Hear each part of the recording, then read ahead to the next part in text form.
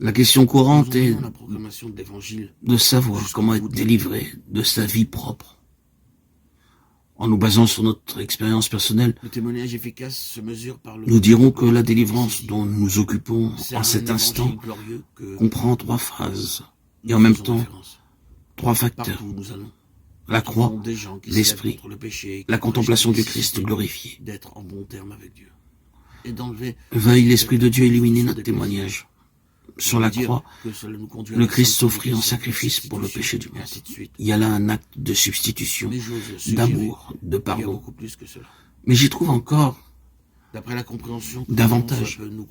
J'y découvre en puissance les arts de ma sanctification.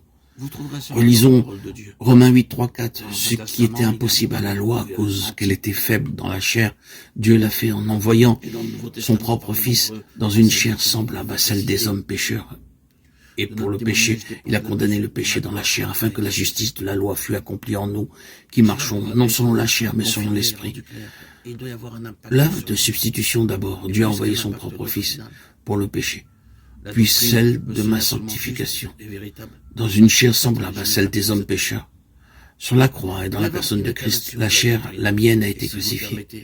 Comment m'exprimerai-je pour faire comprendre combien cette pensée a pénétré et transformé ma vie? Après la découverte de Jésus, mon sacrifice, ce qui influença le plus mon existence fut de discerner dans le Sauveur, sans péché, mourant sur la croix, l'effigie de mon moi pécheur, y mourant avec lui. Voici à peu près ce que furent mes pensées, pour autant que je puisse rendre la profonde impression reçue. Alors, Dieu a cloué au bois la ressemblance de mon moi pécheur. La croix est symbole de dégradation, d'infamie, maudit et quiconque est pendu au bois. Si Dieu a passé un décret de malédiction sur une chair semblable à la mienne, bien qu'elle fût sans péché, combien plus doit-il lui sembler au Dieu que je chérisse ce moi pécheur, que je le développe et en fasse le centre de ma vie. Oh, croix bénie, au pied de la croix de mon Sauveur, je compris que Christ et moi, nous sommes un. La position divine du Seigneur Jésus en lui, doit être quelque chose je suis pendu au bois. Nous devons entrer.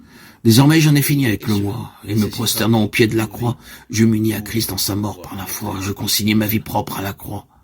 Ce fut comme si je prenais le moi avec ses ambitions, ses désirs, ses aspirations vers la perfection, sa corruption, sa versatilité, son esprit de critique, son manque de charité, et que je l'y clouais vraiment.